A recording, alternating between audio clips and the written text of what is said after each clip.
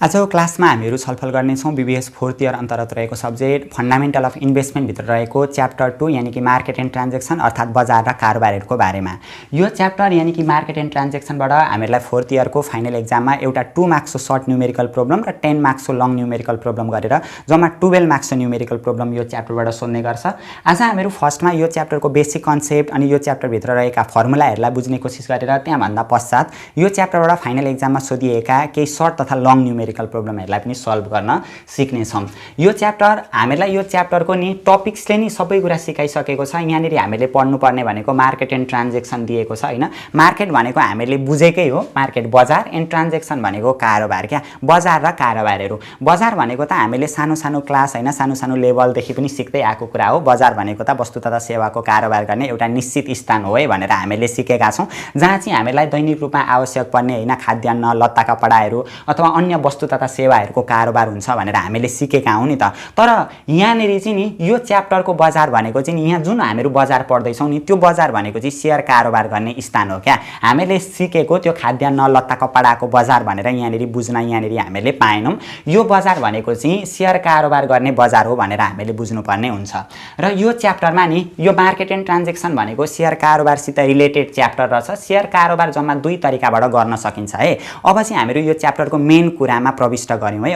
अबको पोइन्टहरु चाहिँ हामीहरुको यो च्याप्टरको मेन पोइन्टहरु हो। यो मार्केट एन्ड ट्रान्जेक्सन भनेको शेयर कारोबार हामीहरु जम्मा दुई तरिकाबाट गर्न सक्छौं। एउटा छ लङ पर्चेज, दीर्घ खरिद भन्छ, दीर्घकालीन खरिद भन्छ।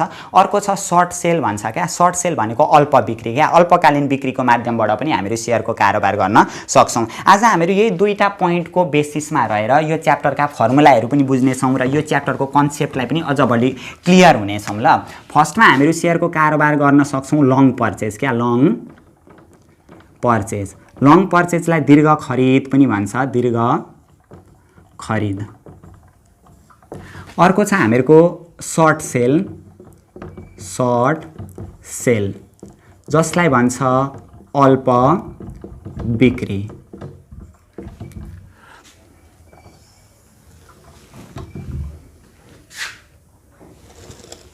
ल यही दुईटा टपिक्स भित्र रहेर आज हामीहरु यो च्याप्टरको कन्सेप्टहरुलाई क्लियर हुन्छौं। सबैभन्दा सुरुमा बुझौं लङ पर्चेजको बारेमा। लङ पर्चेज भनेको चाहिँ नि आज शेयर किन्ने र त्यो आज किनेको शेयरलाई भविष्यमा गएर बेच्ने क्या, त्यही नि लङ पर्चेज हो। एउटा हामीहरु लगानीकर्ता हौं भने लगानीकर्ताको मेन उद्देश्य भनेको के हुन्छ भने आज सस्तो दर भावमा शेयर किनिराख्ने र भविष्यमा गएर शेयरको मूल्य बढ्छ होला भन्ने एउटा एक्सपेक्टेसन हुन्छ, एउटा अपेक्षा हुन्छ।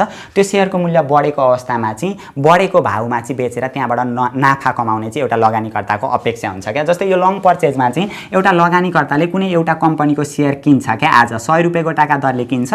अनि त्यो लगानीकर्ताको अपेक्षा चाहिँ के हुन्छ भने पक्कै यो कम्पनीको शेयरको मूल्य चाहिँ 2 महिना 3 महिना अथवा 1 वर्ष पछाडि बढेर 500 रुपैयाँ हुन्छ भन्ने उसको एउटा एक्सपेक्टेसन हुन्छ क्या। त्यही भएर आज 100 रुपैयाँको टाका दरले शेयर किनिराखेको हुन्छ र भविष्यमा गएर यो 500 रुपैयाँको टाका दरले शेयर बेचेर यो एउटा शेयर बराबर यहाँबाट 400 रुपैयाँ लगानीकर्ताले नाफा कमाउँछ क्या। तर कहिलेकाहीँ चाहिँ लगानीकर्ताको एक्सपेक्टेसन जुन त्यो अपेक्षा राखेको हो नि, लगानीकर्ताले अपेक्षा राखेको हो नि, त्यसको विपरीत पनि हुन सक्छ क्या। जस्तै लगानीकर्ताले चाहिँ आज 100 रुपैयाँका दरले शेयर किनिराखेको हुन्छ, लगानीकर्ताको एक्सपेक्टेसन चाहिँ भविष्यमा यो कम्पनीको शेयरको मूल्य पक्कै पनि बढ्छ होला भन्ने एउटा एक्सपेक्टेसन गरेको हुन्छ नि त। तर शेयरको मूल्य बढ्नुको साटो घट्न पनि सक्छ।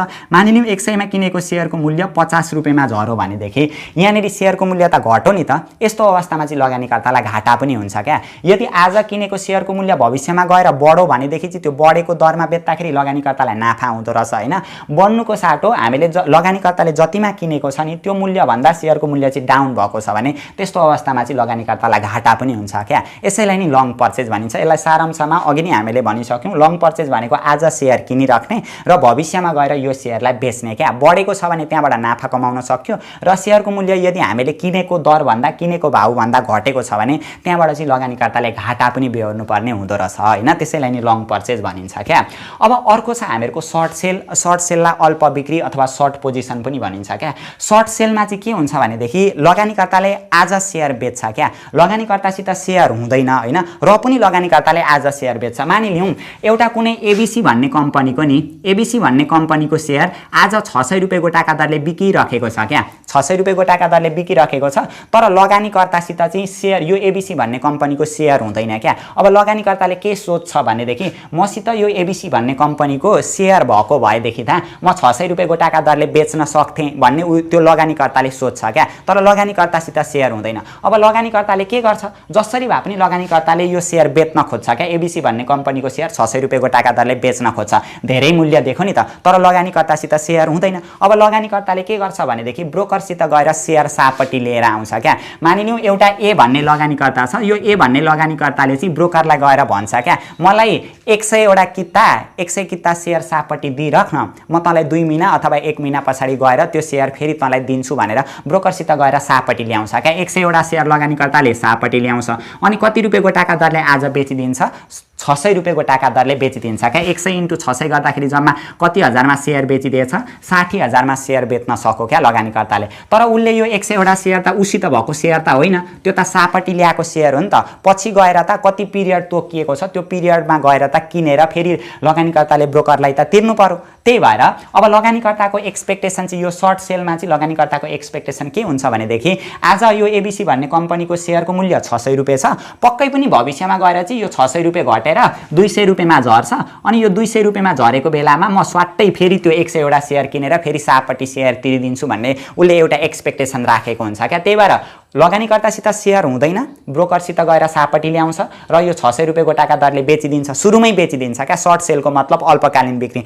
आज बेच्ने हो क्या। सर्ट सेलमा 600 रुपैयाँ गोटाका दरले 60,000मा बेचो अनि भविष्यमा मूल्य साँच्चै नै 200 भयो भने फेरि त्यो 100 सेयर किन्छ क्या। त्यही ए भन्ने कम्पनीकै 100 सेयर किन्छ, 200 × 100 गर्दाखेरि जम्मा 20,000 रुपैयाँको सेयर किनेछ होइन। 20,000 रुपैयाँको सेयर किनेर 20,000मा कतिवटा सेयर किनो, 100 सेयर किनो, किनभने मूल्य घटेको छ नि त। 20,000को सेयर किनेर फेरि त्यो 100 किता सेयर के गरिदिन्छ, सापट्टि तिरिदिन्छ क्या। यहाँनिर उसलाई के भयो त भन्दा सुरुमा सापट्टि ल्याएर नि सेयर 100 सेयर सापट्टि ल्याएर 60,000 रुपैयाँमा बेचिदिएको थियो होइन। अनि भरे किन्दाखेरि भरे तिर्ने बेलामा सेयरको मूल्य घटेर 200 रुपैयाँ भएको रहेछ। 200 रुपैयाँ गोटाका दरले 100 सेयर किन्दाखेरि 20,000मा सेयर किनो भने सुरुमा उसले 60,000मा बेचेको थियो, भरे किन्दाखेरि 20,000 मात्रै तिर्नु पर्यो। यहाँनिर उसलाई कति हजार फाइदा भएको देखियो त, 40,000 फाइदा भएको देखियो क्या। यसरी सर्ट सेल अन्तर्गत पनि सेयरको कारोबार गरेर नाफा कमाउन सकिँदो रहेछ क्या। तर लगानीकर्ताले जुन एक्सपेक्टेसन गरेको हो सेयरको मूल्य घट्छ, पछि भविष्यमा गएर सेयरको मूल्य घट्छ, त्यो घटेको बेलामा सेयर फेरि किनेर म सापट्टि तिर्छु भन्ने जुन एक्सपेक्टेसन गरेको हो नि, तर त्यो एक्सपेक्टेसनको विपरीत पनि हुनसक्छ क्या कहिलेकाहीँ चाहिँ। जस्तै आज 100 सेयर सापट्टि ल्याएर 600 रुपैयाँ गोटाका दरले लगानीकर्ताले बेचिदियो, उसको एक्सपेक्टेसन त के थियो भने भविष्यमा पक्कै पनि यो सेयरको मूल्य घटेर 200 रुपैयाँ हुन्छ भन्ने उसले एउटा आशा लिएको थियो नि त। तर सेयरको मूल्य घट्छ भन्ने पनि त छैन नि त, बढ्न पनि त सक्छ नि त। ल मानिलिउँ उसले चाहिँ 100 सेयर सापट्टि ल्याएर 600 रुपैयाँ गोटाका दरले बेचिदियो, तर भविष्यमा चाहिँ यो सेयरको मूल्य अझै 600 बाट बढेर 800 रुपैयाँ पुग्यो अरे क्या। अब जसरी पनि किनेर त सापट्टि तिर्नु पर्यो, निश्चित हुन्छ। टाइम भनेको त सर्टेन टाइममा किनेर तिर्नुपर्ने हुन्छ। अब सेयरको मूल्य 600 बाट अझै बढेर 800 रुपैयाँ पो भयो अरे त। यस्तो अवस्थामा के गर्नु पर्यो, यो 100 सेयर त किन्नु पर्यो। कति रुपैयाँ गोटाका दरले, 800 रुपैयाँ गोटाका दरले के 800 × 100 गर्दाखेरि जम्मा कति हजार, 80,000को सेयर किनेर फेरि पैँचो तिर्नुपर्ने हुन्छ। सुरुमा उसले पैँचो ल्याएर बेच्दा 60,000मा बेचेको थियो, भरे पैँचो तिर्ने बेलामा कतिमा किनेर तिर्नु पर्यो, 80,000मा किनेर तिर्नु पर्यो क्या। यहाँनिर उसलाई के भयो त, सुरुमा बेच्दा उसले 60,000मा बेच्यो, भरे किन्दा 80,000मा किन्नु पर्यो भने उसलाई घाटा भयो क्या। सुरुमा बेच्दा त 60,000मा बेचेको थियो, भरे किनेर तिर्नु पर्दा 80,000 पैसा तिर्नु पर्यो क्या। यहाँनिर कति घाटा भएको देखियो, 20,000 रुपैयाँ घाटा भएको देखियो। यसरी नाफै मात्रै नभएर घाटा पनि हुँदो रहेछ सर्ट पोजिसनमा पनि हो। यही दुईटा कन्डिसन क्या, यही दुईटा पोजिसनको परिधिभित्र रहेर हामीहरू यहाँनिर फर्मुला पनि सिक्छौँ होइन। अनि योसित रिलेटेड न्युमेरिकल प्रब्लमहरूलाई पनि सल्भ गर्न सिक्छौँ। अब यसको फर्मुलाको पाटोमा जाउँला हामीहरू। सजिलो छ, हामीले अघि पनि भनिहाल्यौँ दीर्घ खरिद भनेको यही दुईटा कन्सेप्टलाई चाहिँ सुरुमा हामीले मजाले बुझ्नु पर्यो। लङ पर्चेज भनेको दीर्घ खरिदमा आज सेयर किन्ने हो र भविष्यमा गएर बेच्ने हो क्या। जहिले पनि आजको मूल्य भनेको P0 हुन्छ क्या। मानिलिउँ आज 100 रुपैयाँ गोटाका दरले सेयर किन्यो अनि 2 महिना 3 महिना पछाडि गएर 150 रुपैयाँ गोटाका दरले बेचिदियो क्या। त्यो पछिको मूल्य P1 हुन्छ, सुरुको मूल्य भनेको P0 हुन्छ। लङ पोजिसनमा आज सेयर खरिद गर्ने हो नि त। आज सेयर खरिद गर्ने भनेको आजको मूल्य P0, खरिद मूल्य भनेको यो सुरुको मूल्य पर्चेज प्राइस हो क्या। अनि यो पछिको मूल्य हो नि, 2-3 महिना पछाडिको मूल्य छ नि, यो भनेको पछि गएर बेच्ने हो, पछिको मूल्य चाहिँ सेलिङ प्राइस हो क्या। लङ पोजिसनमा चाहिँ यस्तो हुन्छ। यहाँनिर हामीले सबैभन्दा सुरुमा निकाल्नुपर्ने हुन्छ, लेख्नुपर्ने हुन्छ formula rate of return. Rate of return क्या रेट अफ रिटर्नलाई आरले डिनोट गरिन्छ रेट अफ रिटर्न निकाल्ने फर्मुला नि रेट अफ रिटर्न कति प्रतिशत फाइदा भयो भनेर निकाल्नका लागि जहिले पनि यो लङ पोजिसनमा त के हुँदो रहेछ आज सेयर किन्ने हो भविष्यमा गएर सेयर बेच्ने हो नि त पछि सेयर बेच्ने हो नि त त्यही भएर रेट अफ रिटर्न कति फाइदा भयो भनेर निकाल्नका लागि नि कति प्रतिशत फाइदा भयो भनेर निकाल्नका लागि बेचेको मूल्यमा किनेको मूल्य घटाउनु पर्छ क्या बेचेको मूल्य भनेको P1 हो हैन P1 मा किनेको मूल्य भनेको P0 हो नि त P0 घटाउनु पर्यो र हामीले यो सेयर खरिद गरिसकेपछि नि त्यहाँ सेयरबाट लाभांश पनि आएको हुन्छ क्या डिभिडेन्ड पनि आएको हुन्छ डिभिडेन्डलाई क्याश डिभिडेन्ड भन्छ क्या C1 भन्छ मानिलिउँ हामीले 100 रुपैयाँमा किनेको सेयरले नि डिभिडेन्ड 5 रुपैयाँ दियो अरे क्या 3 महिना 4 महिना अथवा 1 वर्ष पछाडी त्यहाँबाट डिभिडेन्ड 5 रुपैयाँ आयो अरे यो डिभिडेन्डको पैसा पनि त लगानीकर्ताले पाउँछ नि त त्यही भएर डिभिडेन्ड आएको छ भने त्यसले पनि हामीहरुको नाफालाई बढायो क्या रिटर्नलाई बढायो त्यही भएर प्लस C1 भनेर लेख्छौं हामीहरु डिवाइडेड बाइ सुरुको मूल्यले भाग गर्नुपर्ने हुन्छ रेट अफ रिटर्न निकाल्नका लागि जहिले पनि सुरुमा हामीले खरिद गरेको मूल्य जति हो नि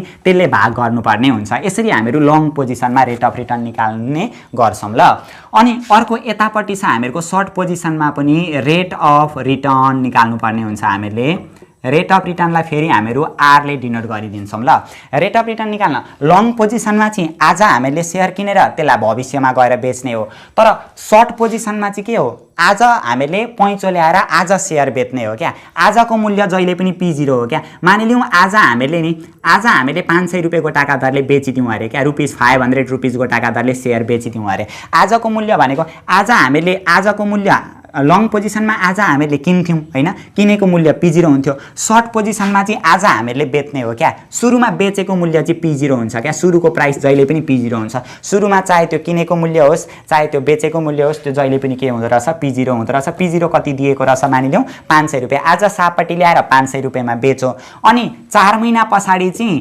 100 रुपैयाँका दरले किनो अरे क्या अनि किनेर पैँचो सापट्टि त तिर्नु पर्यो 100 रुपैयाँको टाका दरले किनेर सापट्टि तिरिदियो अरे हो यस्तो अवस्थामा अब हामीले रेट अफ रिटर्न निकाल्नु पर्ने हुन्छ क्या रेट अफ रिटर्न निकाल्नका लागि जहिले पनि बेचेको मूल्यमा किनेको मूल्य घटाउनु पर्यो अघि लङ पोजिसनमा चाहिँ बेचेको मूल्य आज किनेर पछि बेच्ने थियो त्यही भएर बेचेको मूल्य भनेको P1 मा P0 घटाउनु पर्ने हुन्थ्यो बेचेको मूल्य भनेको भविष्यमा गएर बेच्ने हो भविष्यको मूल्य भनेको P1 अनि किनेको मूल्य भनेको आज किन्ने हो किनेको मूल्य भनेको P1 मा P0 हामीले घटाउनु पर्थ्यो तर सर्ट पोजिसनमा चाहिँ आज बेच्ने हो नि त बेचेको मूल्यमा अनि भविष्यमा गएर किनेर सापट्टि तिर्ने हो बेचेको मूल्यमा किनेको मूल्य घटाउनु पर्यो क्या बेचेको मूल्य भनेको P0 किनेको मूल्य भनेको P1 हो क्या अनि अघि यतापट्टि चाहिँ नि सेयर किनिसके पछाडी 1 महिना 2 महिना 3 महिना अथवा 1 वर्ष पछाडी त्यो सेयरबाट लाभांश डिभिडेन्ड चाहिँ लगानीकर्ताले पाउँथ्यो क्या कति रुपैयाँ डिभिडेन्ड पाएको थियो यहाँनिर हामीले एजुम गरेका थियौं 5 रुपैयाँ डिभिडेन्ड पाएको थियो नि तर यो जुन सर्ट सेल छ नि अल्प बिक्री छ नि सर्ट सेलमा चाहिँ नि डिभिडेन्ड सेयर पैँचो ल्याएको कारणले गर्दाखेरि नि डिभिडेन्डको पैसा चाहिँ नि लगानीकर्ताले नि तिर्नुपर्ने हुन्छ क्या जोबाट सेयर पैँचो ल्याएको हो नि त्यसलाई नि हामीले डिभिडेन्ड बुझाउनु पर्ने हुन्छ क्या ब्रोकरको माध्यमबाट हामीले सेयर सापट्टि त ल्याएको हुन्छ हैन हामीले ब्रोकरलाई बुझाउनु पर्यो डिभिडेन्डको पैसा चाहिँ लगानीकर्ताले ब्रोकरलाई बुझाउनु पर्ने भएको कारणले गर्दा डिभिडेन्डले रेट अफ रिटर्नलाई घटाउँछ ल -C1 भनेर हामीले लेख्नु पर्ने हुन्छ डिवाइडेड बाइ सुरुको मूल्य भनेको P0 ले भाग गर्नुपर्ने हुन्छ अब फेरि म अगाडिको ब्याक गएँ ल यो च्याप्टर हामीहरुको यो अहिले हामीहरु मार्केट एन्ड ट्रान्ज्याक्सन भन्ने च्याप्टर पढ्दै छौं यो च्याप्टर भनेको शेयर खरिद बिक्रीसँग शेयर कारोबारसित रिलेटेड च्याप्टर हो शेयर कारोबार जम्मा दुई तरिकाबाट गर्न सकिदो रहेछ एउटा लङ पर्चेज जसलाई दीर्घ खरिद भनिन्छ अर्को छ हामीहरुको सर्ट सेल जसलाई अल्प बिक्री भनिन्छ क्या अब हामीले बुझ्नुपर्ने कुरा यो जुन लङ पर्चेज छ नि लङ पर्चेज पनि क्याश बेसिस र मार्जिन बेसिस हुन्छ र यो जुन सर्ट सेल छ नि अल्प बिक्री सर्ट सेल पनि क्याश बेसिस र मार्जिन बेसिस हुन्छ क्या दुई तरिकाबाट हामीले शेयरको खरिद बिक्री गर्न सक्छौं भन्यौं नि एउटा दीर्घ खरिद अर्को अल्प बिक्री भन्यौं यो दीर्घ खरिद यानी कि लङ पर्चेज पनि क्याश बेसिस र मार्जिन बेसिस हुन्छ अर्को यो सर्ट सेल छ नि अल्प बिक्री सर्ट सेल पनि क्याश बेसिस र मार्जिन बेसिस हुन्छ र यो जुन हामीले सुरुमा रेट अफ रिटर्न निकाल्ने फर्मुला लेख्यौं नि यो भनेको क्याश बेसिसको है मैले सीबी भनेर लेखिदिएँ ल सीबी भनेको क्याश बेसिसमा रेट अफ रिटर्न निकाल्ने फर्मुला यो हुन्छ यतापट्टि पनि हामीले क्याश बेसिस क्या यो पनि सीबी हो क्या क्याश बेसिसमा रेट अफ रिटर्न निकाल्ने फर्मुला सर्ट पोजिसनमा यस्तो हुँदो रहेछ अब अर्को हामीहरु जान्छौं मार्जिन बेसिस भनेर जान्छौं क्या ल अर्को नम्बरमा मार्जिन बेसिस मार्जिन बेसिसमा पनि हामीहरु शेयरको कारोबार गर्न सक्छौं अब यो मार्जिन बेसिस अन्तर्गत पनि हामीहरु रेट अफ रिटर्न निकाल्न सिक्छौं मार्जिन बेसिस ल अब यहाँ ध्यान दिउँ, अघि यो क्यास बेसिसमा चाहिँ नि पैसैमा सेयरको कारोबार गरेको हुन्छ। अब यो मार्जिन बेसिस भनेको चाहिँ के हो भनेदेखि जस्तै यहाँ हेरौँ ल, लगानीकर्ताले एउटा एबिसी भन्ने कम्पनीको नि 100 वटा सेयर किन्दैछ, 100 रुपियाँ गोटाका दरले किन्दैछ क्या। 100 × 100 गर्दाखेरि जम्मा कति हजार बराबरको सेयर किन्न आँटेको रहेछ, 10,000 बराबरको सेयर किन्न आँटेको रहेछ क्या। एउटा कुनै लगानीकर्ताले एबिसी भन्ने कम्पनीको 10,000 बराबरको सेयर खरिद गर्न खोजेको रहेछ। अब यो 10,000 मा नि 10,000 पैसा भुक्तानी गर्नुपर्छ भन्ने छैन क्या। 10,000 मा लगानीकर्ताले 6,000 मात्रै भुक्तानी गर्यो, बाँकी रहेको 4,000 चाहिँ ब्रोकरबाटै ऋण लिएर सेयरको कारोबार पनि हामीले गर्न सक्छौँ क्या। यसलाई भनिन्छ मार्जिन बेसिस भनिन्छ क्या। अलिअलि चाहिँ हामीले पैसा बुझाउने, अलिअलि चाहिँ हामीले ऋण लिने क्या। मार्जिन भनेको ऋणको बेसिस भन्न खोजेको क्या। लोन लिएर पनि सेयरको कारोबार गर्न सकिने रहेछ। लोन भनेको कोबाट लिने हो त? ब्रोकरबाटै ऋण लिएर पनि सेयरको कारोबार यसरी हामीहरू गर्न सक्ने रहेछौँ ल। त्यसलाई भनिन्छ मार्जिन बेसिस। जतिवटा सेयर किनेको हो नि, यही एक्जाम्पललाई मैले फेरि एकचोटि दोहोऱ्याइदिएँ। 100 वटा सेयर किन्यौँ, 100 रुपियाँ गोटाका दरले जम्मा 10,000 को सेयर हामीले खरिद गर्न खोजेको हो। 10,000 मा 10,000 पैसा लगानीकर्ताले बुझाउनु पर्दो रहेन रहेछ। यदि क्यास बेसिस हो भने चाहिँ 10,000 पैसा लगानीकर्ताले बुझाउनु पर्यो। तर मार्जिन बेसिसमा 10,000 मा 6,000 पैसा लगानीकर्ताले बुझाउनु पर्यो। मानिलिउँ है, यो एजुम्सन हो। अलिकति पैसा लगानीकर्ताले बुझाउनु पर्यो र अलिकति पैसा चाहिँ ब्रोकरबाट ऋण लिएर पनि सेयरको कारोबार गर्न सकिँदो रहेछ मार्जिन बेसिसमा ल। यो मार्जिन बेसिसमा पनि नि हामीले रेट अफ रिटर्न निकाल्नै पर्नुपर्ने हुन्छ ल। रेट अफ रिटर्न भनेर यहाँनिर पढ्छौँ फेरि हामीहरू, रेट अफ रिटर्न।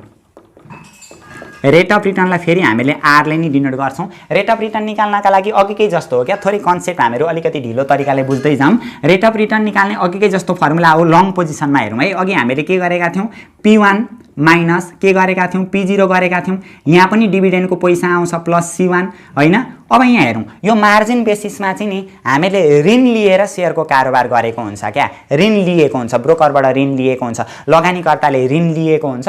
ऋण लिइसकेपछि ब्याज बुझाउनु पर्छ नि त, ब्याज तिर्नु पर्यो क्या। त्यो ब्याज तिर्नुपर्ने भएको कारणले गर्दा त्यो ब्याजले चाहिँ हामीहरूको रिटर्नलाई घटायो क्या, प्रतिफललाई घटायो। त्यही भएर माइनस इन्ट्रेस्ट क्या, ब्याज तिर्नु पर्यो, माइनस इन्ट्रेस्ट हुन्छ, डिभाइडेड बाई P0 × IAM हुन्छ। माथि क्यास बेसिसमा चाहिँ हामीहरूको P0 मात्रै हुँदो रहेछ। यो मार्जिन बेसिसमा चाहिँ नि क्यास बेसिसमा चाहिँ यो P0 भनेको मानिलिउँ हामीले 100 रुपियाँ गोटाका दरले सेयर किनेका छौँ भने 100 रुपियाँ नि बुझाउनु पर्यो। तर मार्जिन बेसिसमा चाहिँ नि 100 रुपियाँमा सेयर किन्यौँ भने एउटा सेयरको 100 रुपियाँ नि बुझाउनु पर्दैन क्या। कति इनिसियल मार्जिन तोकेको छ नि त्यति नै मात्रै लगानीकर्ताले बुझाउनु पर्ने भएको कारणले गर्दा यहाँनिर इनिसियल मार्जिन हुन्छ ल। अघिको एक्जाम्पलबाट मैले फेरि गरेँ, लगानीकर्ताले 100 वटा सेयर किनेको थियो, कति रुपियाँ गोटाका दरले किनेको थियो, 100 रुपियाँ गोटाका दरले किनेको थियो। यो 100 रुपियाँ गोटाका दरले यो सुरुको मूल्य भनेको P0 हो क्या। अब यो जति P0 छ नि, एउटा सेयरको मूल्य 100 रुपियाँ हो भने 100 रुपियाँमा 100 रुपियाँ नि पैसा लगानीकर्ताले तिर्नु पर्दैन क्या। ब्रोकरले त्यहाँनिर तोकिदिएको हुन्छ, यति प्रतिशत पैसा चाहिँ बुझाउनु पर्ने भनेर तोकिदिएको हुन्छ क्या। मानिलिउँ ब्रोकरले तोकिदिएको छ 60% पैसा चाहिँ लगानीकर्ताले बुझाउनु पर्छ है भनेर तोकिदिएको छ भने 100 को 60% भनेको कति रुपियाँ आउँछ, 60 रुपियाँ मात्रै लगानीकर्ताले बुझाउनु पर्दो रहेछ। यो भनेको P0 हो होइन, P0 हो। यो ब्रोकरले जुन लगानीकर्ताले बुझाउनु पर्छ यति पैसा भनेर तोकिदिएको हुन्छ नि, त्यसलाई भनिन्छ IM भनिन्छ क्या। त्यही भएर P0 × IM क्या, 100 को IM भनेको 60%, 0.60 गर्दा 60 रुपियाँ आयो नि त हो। यसो गर्दाखेरि चाहिँ सुरुमा भुक्तानी गर्नुपर्ने मूल्य आउँछ क्या। त्यही भएर सुरुको मूल्य भनेको P0 × IM हुन्छ। यहाँनिर चाहिँ P0 × IM ले हामीले डिभाइड गर्नुपर्ने हुन्छ। मार्जिन बेसिसमा त्यस्तो हुन्छ ल। यो रेट अफ रिटर्न निकाल्ने फर्मुला यस्तो भयो। अब उता यो भनेको लङ पोजिसनमा होइन, लङ पोजिसनमा मार्जिन बेसिसमा यसरी हामीले निकाल्यौँ। अब रेट अफ रिटर्न निकाल्यौँ। अब सर्ट पोजिसनमा पनि मार्जिन बेसिसमा फेरि हामीले रेट अफ रिटर्न निकाल्नुपर्ने हुन्छ। Rate of return, rate of रिटर्नलाई जहिले पनि आरले डिनोट गरिन्छ।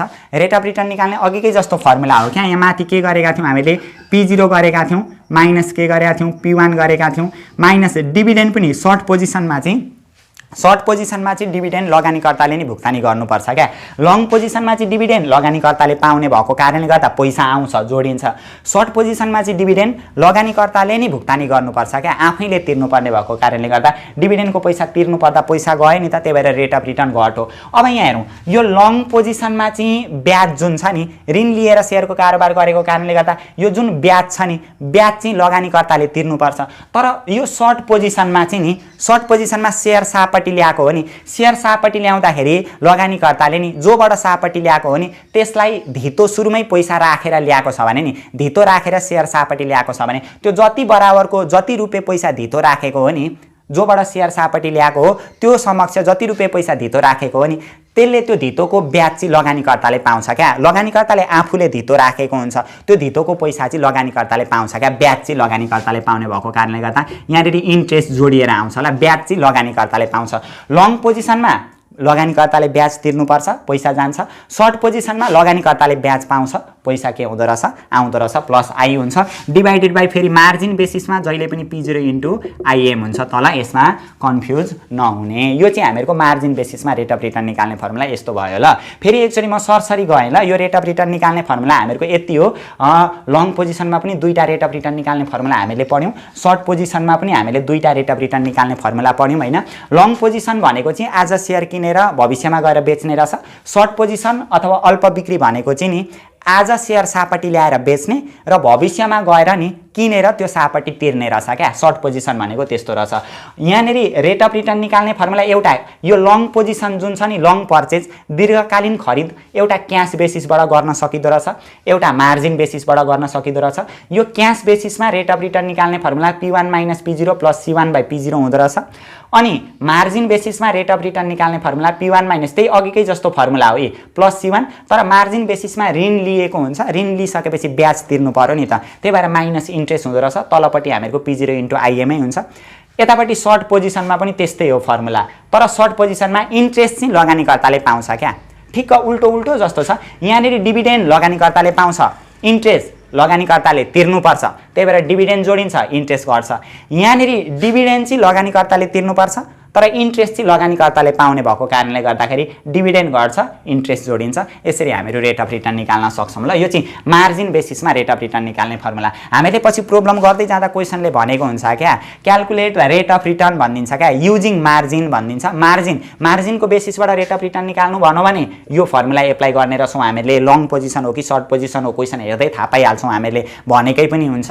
अनि rate of return without margin भनिदिन्छ क्या, मार्जिन बिना नि रेट अफ रिटर्न निकाल्नु भनौँ भने, मार्जिन बिना भनेको क्यास बेसिस हो क्या, त्यस्तो भनौँ भने। विदाउट मार्जिन भनौँ भने रेट अफ रिटर्न निकाल्ने फर्मुला लङ पोजिसनमा यो हुँदो रहेछ, सर्ट पोजिसनमा यो हुँदो रहेछ। यसरी हामीहरू रेट अफ रिटर्न निकाल्न सक्छौँ।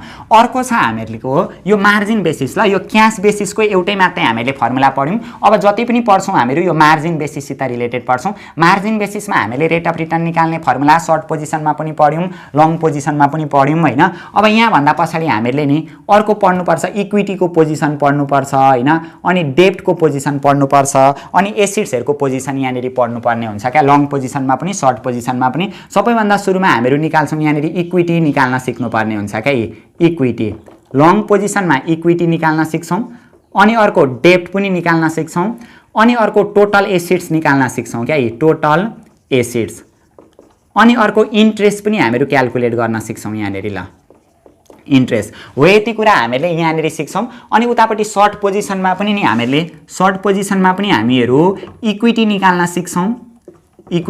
सिक्छौँ, अनि अर्को डेब्ट पनि निकाल्न सिक्छौँ, अनि अर्को टोटल एसिड्स पनि निकाल्न सिक्छौँ ल। इन्ट्रेस्ट चाहिँ हामीले यहाँनिर निकालिराख्नु पर्दैन क्या। इन्ट्रेस्ट चाहिँ लगानीकर्ताले जम्मा गरेको पैसाबाट ब्याज पाउने भएको कारणले गर्दा कि त त्यो ब्याज यति पाइन्छ भनेर डाइरेक्ट कन्डिसन दिएकै हुन्छ। इन्ट्रेस्ट रेटहरू चाहिँ हामीलाई तोकेरै सर्ट पोजिसनमा यति हुन्छ भनेर कहिले पनि दिएको हुँदैन। दियो भने पनि हामीहरू सुरुमा जम्मा गरेको पैसाबाट ब्याज निकाल्न सक्छौँ। अब यहाँ ध्यान दिउँ ल, यहाँनिर हामीले इक्विटी, डेब्ट, टोटल एसिड्स र इन्ट्रेस्ट जान्नै पर्ने हुन्छ क्या। यो चाहिँ इम्पोर्टेन्ट पार्ट हो पनि हो। योसित रिलेटेड प्रोब्लम पनि हामीलाई फाइनल एक्जाममा सोधिराखेको हुन्छ। अब यहाँ ध्यान दिउँ, यहाँनिर इक्विटी भनेको चाहिँ नि, यहाँ ध्यान दिउँ है, हामीले 100 वटा सेयर खरिद गरेका छौँ। कति रुपियाँ गोटाका दरले खरिद गऱ्यौँ मानिलिउँ, 100 रुपियाँ गोटाकै दरले खरिद गऱ्यौँ क्या, भने जम्मा कति हजारको खरिद गऱ्यौँ, 100 इन्टु 100 गर्दा जम्मा 10,000को खरिद गऱ्यौँ नि त हैन त।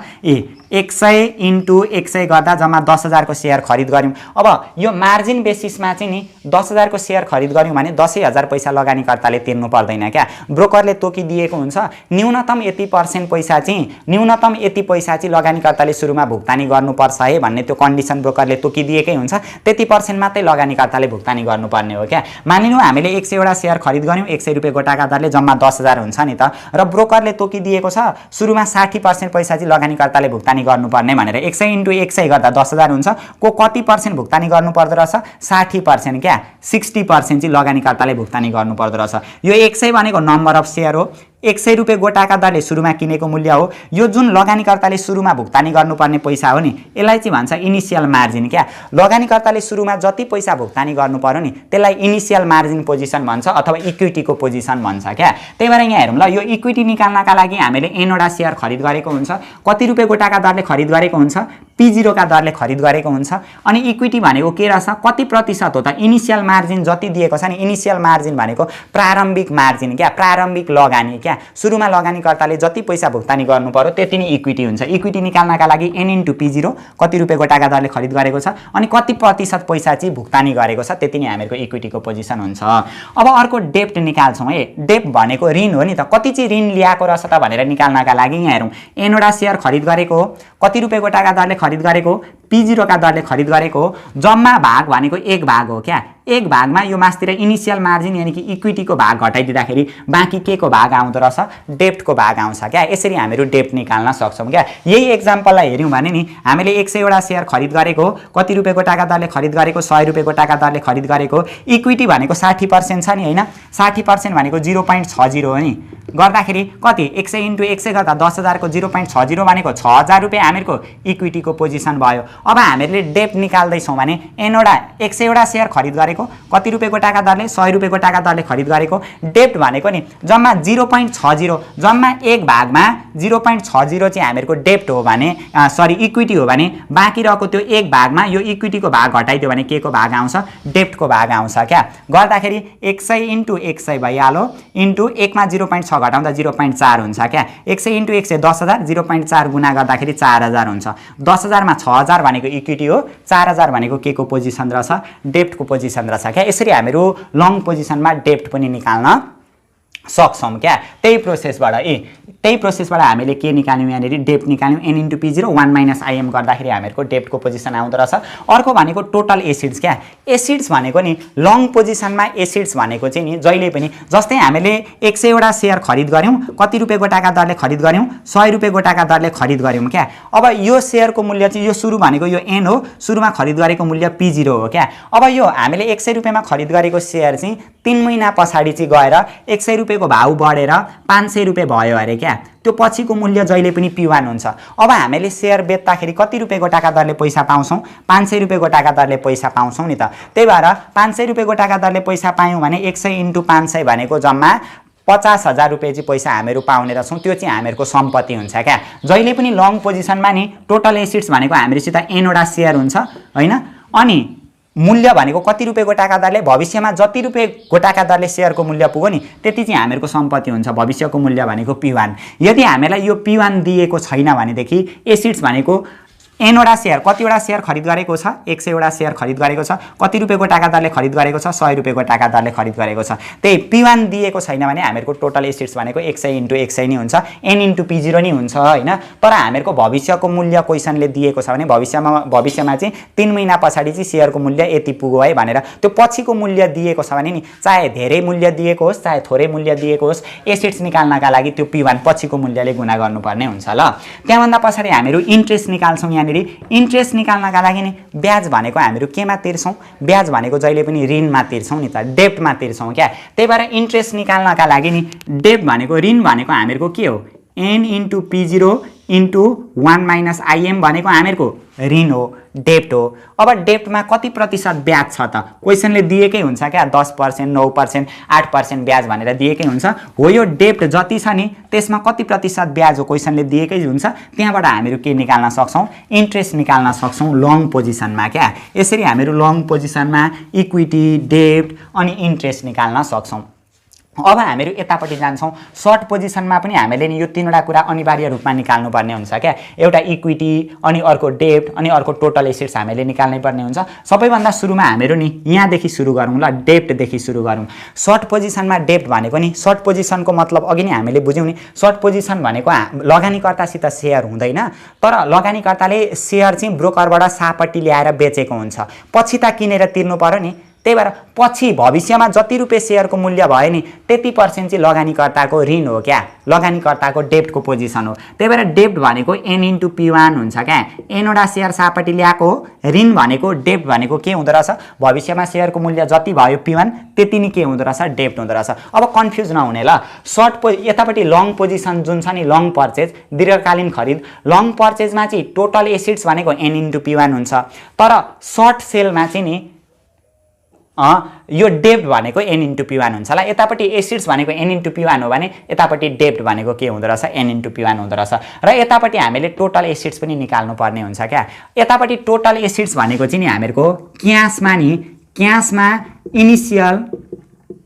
इनिसियल डिपोजिट हो। यो दुईटा क्यासमा इनिसियल डिपोजिट अथवा इनिसियल मार्जिनको पोजिसन जोड्यो भने जहिले पनि हामीहरूको के आउँदो रहेछ, टोटल एसिड्स आउँदो रहेछ क्या। क्यास भनेको हामीले nवटा सेयर सापट्टि ल्याएको हो होइन, कति रुपियाँ गोटाका दरले बेच्छौँ, मानिलिउँ हामीले 100 वटा सेयर सापट्टि ल्यायौँ अनि कति रुपियाँ गोटाका दरले बेच्यौँ। सर्ट पोजिसन भनेको त आज सेयर सापट्टि ल्याएर बेच्ने हो नि त, सेयर बेचिसकेपछि त त्यो मूल्य त लगानीकर्ताले पाउने भयो नि त, सापट्टि ल्याएर बेचेको छ भने। 100 वटा सेयर सापट्टि ल्यायो, 500 रुपियाँ गोटाका दरले बेचिदियो अरे, 100 × 500 कति पैसा आयो, उसित 50,000 पैसा आयो क्या। यो चाहिँ उसको क्यासको पोजिसन भयो क्या। त्यही भएर यहाँनिर क्यास भनेको n × P0, nवटा सेयर सापट्टि ल्याएको छ, P0 का दरले आज बेचेको हो नि त। अनि प्लस इनिसियल मार्जिन भनेको चाहिँ नि सुरुमा लगानीकर्ताले नि पैसा पनि बुझाएको हुन्छ क्या, कोही बेला नि ब्रोकरलाई नि धितोको रूपमा पैसा पनि राखिराखेको हुन्छ, पैसा बुझाइराखेको हुन्छ क्या। यदि त्यो पैसा बुझाएको छ भने त्यो इनिसियल डिपोजिट पनि हामीले जोड्नुपर्ने हुन्छ। इनिसियल डिपोजिट भनेको चाहिँ nवटा सेयर P0 का दरले हामीले बेचेको छ होइन, कति प्रतिशत चाहिँ बुझाउनु पर्ने भनेर ब्रोकरले तोकिदिएको हुन्छ क्या, त्यसलाई भनिन्छ इनिसियल मार्जिन क्या। लगानीकर्ताले सुरुमा डिपोजिट गर्नुपर्ने पैसा भनेको चाहिँ n × P0, nवटा सेयर हो, P0 का दरले कति चाहिँ बुझाउनु पर्यो भनेर डिनोट गर्ने काम चाहिँ इनिसियल मार्जिन क्या। 60%, 70%, 80%। जस्तै 100 वटा सेयर सापट्टि ल्याएर 500 रुपियाँ गोटाका दरले बेचेको छ भने होइन, जतिमा बेचेको छ त्यसको यति प्रतिशत चाहिँ बुझाउनु पर्ने भन्ने उल्लेख गरेको हुन्छ क्या। मानिलिउँ यसको ल 50% चाहिँ बुझाउनु पर्ने भनेर तोकिदिएको छ भने 100 × 500 गर्दाखेरि 50,000, 50,000 को 50% भनेको 25,000 हो नि, 25,000 पैसा चाहिँ जम्मा गर्नु पर्दो रहेछ ल। त्यही भएर यतापट्टि टोटल एसिड्स भनेको त्यो लामो प्रोसेस नबुझ्दा पनि हुन्छ। टोटल एसिड्स भनेको क्यासमा के जोड्नु पर्दो रहेछ, इनिसियल डिपोजिट जोड्नु पर्दो रहेछ। क्यासमा इनिसियल डिपोजिट जोड्दाखेरि हामीहरूको के आउँदो रहेछ, टोटल एसिड्स आउँदो रहेछ ल। यो भनेको यहाँबाट नि यहाँ पनि n छ, यहाँ पनि n छ, यो दुईटैबाट n कमन आइहाल्यो। यहाँ पनि P0 छ, यहाँ पनि P0 छ, यो पनि P0 पनि कमन आयो। अब यहाँ दुईटैबाट n × P0 कमन आइसकेपछि यहाँ के रह्यो, बाँकी 1 रह्यो, बिचमा के छ, प्लस छ। उतापट्टि यो n × P0 कमन आइसक्यो, बाँकी के रह्यो, IM रह्यो नि त। हो यसरी हामीले टोटल एसिड्स निकाल्न सक्ने रहेछौँ। n × P0 अनि 1 + IM गरेर हामीहरू सर्ट पोजिसनमा टोटल एसिड्स निकाल्न सक्ने रहेछौँ। अर्को छ हामीहरूको इक्विटीको पोजिसन पनि हामीले निकाल्नु पर्ने हुन्छ क्या। यहाँनिर इक्विटी पनि हामीले निकाल्नु पर्ने हुन्छ। र इक्विटी भनेको चाहिँ नि जम्मा जति सम्पत्ति छ नि यो टोटल एसिड्समा यो टोटल डेब्ट घटाउँदा हामीहरूको इक्विटीको पोजिसन आउँछ क्या, सर्ट पोजिसनमा चाहिँ। ल म डाइरेक्ट यहाँनिर फर्मुला लेखिदिन्छु। इक्विटी निकाल्ने फर्मुला हामीहरूको सर्ट पोजिसनमा n × P0 1 + IM - P1 हुन्छ। यो कसरी आउँछ भन्ने कुरा पनि हामीहरू यहाँनिर फेरि पनि बुझ्छौँ। इक्विटी निकाल्ने formula n × P0 1 + IM - P1 हुन्छ। यो कसरी आउँछ त भनेदेखि इक्विटी निकाल्नका लागि नि इक्विटी भनेको टोटल एसिड्समा नि टोटल डेब्ट घटाउँदाखेरि जहिले पनि इक्विटी आउँछ क्या। यहाँ हेरौँ अब टोटल एसिड्स भनेको कति दिएको छ, टोटल एसिड्स भनेको हामीहरूको के दिएको छ, टोटल एसिड्स भनेको सर्ट पोजिसनमा n × P0 अनि 1 + IM भनेर दिएको छ नि, माइनस टोटल डेब्ट भनेको के दिएको छ, n × P1 भनेर दिएको छ। अब यो दुईटालाई हेरौँ त, यहाँ पनि n छ, यहाँ पनि n छ, दुईटाबाट n कमन आइहाल्यो, बाँकी के रह्यो त यतापट्टि P0 अनि 1 + IM रह्यो, माइनस छ बिचमा, अनि उतापट्टि के रह्यो, P1 रह्यो क्या। हो यही फर्मुला क्या। त्यही गर्दाखेरि टोटल एसिड्समा टोटल डेब्ट घटाउनु भन्नु र इक्विटी निकाल्ने फर्मुला मैले यो डाइरेक्ट लेखेको, यो दुईटै एउटै होला। यसरी एउटै फर्मुला बन्यो नि त। टोटल एसिड्समा टोटल डेब्ट घटायो भने यो टोटल एसिड्समा यो टोटल डेब्ट घटाउँदाखेरि यो इक्विटीको फर्मुला यसरी बनिदो रहेछ। यदि हामीलाई क्वेसनमा नि यो P1 दिएको छैन भनेदेखि नि ध्यान दिउँ है, यदि क्वेसनमा हामीलाई यो P1 दिएको छैन भनेदेखि हामीलाई दुईटा प्राइस दिएको हुन्छ नि त, एउटा P0 दिएको हुन्छ सुरुको मूल्य, एउटा P1 भनेको अन्तिम पछिको मूल्य दिएको हुन्छ क्या, 2-3 महिना पछाडिको मूल्य दिएको हुन्छ। यदि हामीलाई यो P1 दिएको छैन क्वेसनले भनेदेखि यो जुन इक्विटी निकाल्ने फर्मुला छ नि, यो इक्विटी निकाल्ने फर्मुला हामीहरूको यो लङ पोजिसनकै जस्तो हुन्छ क्या। लङ पोजिसनमा इक्विटी निकाल्ने फर्मुला n × P0 × IM छ नि, सर्ट पोजिसनमा पनि हामीहरू त्यही लेख्न सक्ने रहेछौँ, n × P0 × IM। कस्तो अवस्थामा? यदि हामीलाई यो P1 दिएको छैन भनेदेखि, P1 दिएको छैन भनेदेखि हामीहरू त्यही फर्मुला एप्लाई गर्न सक्ने रहेछौँ, लङ पोजिसनकै फर्मुला एप्लाई गर्न सक्ने रहेछौँ। यो पनि मैले अहिले मेटाइदिएँ ल, यो पनि सारी राख्दाखेरि हुन्छ, यही हो ल। हामीले पछि हामीलाई हिसाब सोद्धाखेरि पनि यही प्याटर्नबाट सोधिराखेको हुन्छ, यो पनि अहिले मैले मेटाइदिएँ ल। अब यहाँदेखि पछाडि अब हेरौँ ल, अब झनै इम्पोर्टेन्टमा हामीहरू पुग्यौँ ल। यो त हामीहरूको बेसिक कन्सेप्टसित रिलेटेड भयो होइन, बेसिक कन्सेप्टहरू हामीले यहाँनिर बुझ्यौँ। अब यहाँभन्दा पछाडि नि हामीहरू मार्जिन कल भनेर पढ्छौँ क्या। यहाँ ध्यान दिउँ ल, पहिले यहाँ फर्स्टमा लेख्छु अनि यसको बारेमा पनि भनिदिइहाल्छु। मार्जिन कल ल, यतापट्टि सर्ट पोजिसनमा पनि मार्जिन कल, मार्जिन कल। अब यहाँ ध्यान दिउँ है, हामीले सेयर त किन्छौँ होइन, मार्जिन यो सबै मार्जिन बेसिसमा हो ल। यो रेट अफ रिटर्न निकाल्ने हामीले फर्स्टमा चाहिँ यो क्यास बेसिसमा पढ्यौँ, यहाँदेखि तलको जुन हामीहरू गर्छौँ नि यो पनि मार्जिन बेसिस, यहाँदेखि तलको सबै मार्जिन बेसिस हो है। अब मार्जिन कल भनेर हामीहरू पढ्छौँ क्या। मार्जिन कल भनेको चाहिँ जस्तै हामीले मार्जिन भन्ने बित्तिकै ऋण लिएर सेयरको कारोबार गरेको हुन्छ नि त होइन त। अब ऋण लिएर सेयरको कारोबार गर्दाखेरि ब्रोकरकोमा धितो राखेको हुन्छ, त्यो सेयरको मूल्य परिवर्तन हुँदै जाने भएको कारणले गर्दा नि त्यो ब्रोकरले नि धितोको पैसा थप्न पनि लाउँछ क्या। लगानीकर्तालाई नि धितोको पैसाले पुगेन भने, लगानीकर्ताले राखेको धितो पुगेन भने ब्रोकरले पैसा थप्न लाउँछ क्या, पैसा माग्न लाउँछ, अथवा यति पुगेन यति चाहिँ थप्नु पर्यो भनेर कल गर्न थाल्छ क्या पैसा, हो त्यसलाई भन्छ मार्जिन कल। अब मार्जिन कल ब्रोकरले चाहिँ कस्तो कस्तो कन्डिसनमा पैसा माग्छ अथवा मार्जिन कल गर्छ भन्ने कुरा चाहिँ हामीहरू यहाँनिर हेर्छौँ ल। जहिले पनि अब यो तीनवटा कुरा मजाले बुझ्नु पर्यो ल। मार्जिन कल जहिले पनि तीनवटा बेसिसमा हुन्छ क्या। एउटा on the basis of minimum कोल्याटरलको आधारमा होइन, मिनिमम कोल्याटरलको आधारमा पनि मार्जिन कल हुन सक्छ। जम्मा तीनवटा बेसिसबाट मार्जिन कल हामीहरू चेक गर्छौँ है। मार्जिन कल हुन्छ हुँदैन भनेर चेक गर्ने जम्मा तीनवटा बेसिस छ होइन। एउटा on the basis of minimum कोल्याटरलको आधारमा, फर्स्टमा मैले लेखिदिइहालेँ ल, on the basis of minimum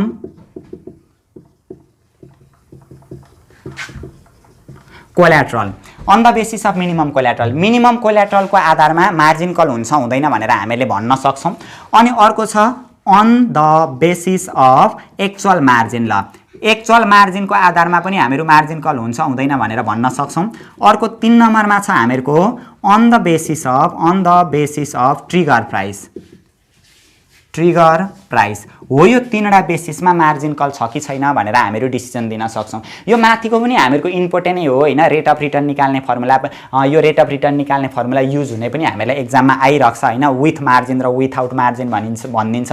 with मार्जिनमा मार्जिन बेसिसमा रेट अफ रिटर्न निकाल्नु भनौँ भने त फर्मुला हामीले जानिहाल्यौँ। विथआउट मार्जिन भनेको क्यास बेसिस रहेछ, क्यास बेसिसमा पनि हामीले रेट अफ रिटर्न निकाल्ने फर्मुला जानिहाल्यौँ। अनि इक्विटीको पोजिसन, डेब्टको पोजिसन, एसिड्सहरूको पोजिसन पनि सर्ट पोजिसन र सर्ट सेल र लङ पर्चेजमा हामीले जानिहाल्यौँ। त्यहाँभन्दा पछाडि इम्पोर्टेन्ट पार्ट हो भनेको यो मार्जिन कल क्या। मार्जिन कल पनि प्रायः हामीलाई एक्जाममा जहिले सोधिराखेको हुन्छ। अब मार्जिन कल हुन्छ हुँदैन भनेर हामीलाई भनिदिन्छ क्या, उसले तोकेरै पनि भन्छ अन द बेसिस मिनिमम कोल्याटरलको आधारमा मार्जिन कल हुन्छ हुँदैन डिसिजन दिनु भनेर हामीलाई भनिदिन्छ, अथवा एक्चुअल मार्जिनको आधारमा पनि मार्जिन कल हुन्छ हुँदैन भनेर भन्न सक्छ, अथवा ट्रिगर प्राइसको आधारमा पनि भन्न सक्छ क्या। यही बेसिसहरूको बारेमा अब हामीहरू छलफल गर्छौँ ल। जम्मा जहिले है यो बुझौँ ल मजाले। मार्जिन कल जम्मा 3 तरिकाबाट हुँदो रहेछ, एउटा मिनिमम कोल्याटरलबाट, अर्को एक्चुअल मार्जिनबाट, अर्को ट्रिगर प्राइसबाट ल। यही तीनवटा कुराहरूलाई अब हामीहरू मार्जिन कलमा यहाँनिर बुझ्ने कोसिस गर्छौँ ल। सबैभन्दा सुरुमा 1 नम्बरमा है, 1 नम्बरमा on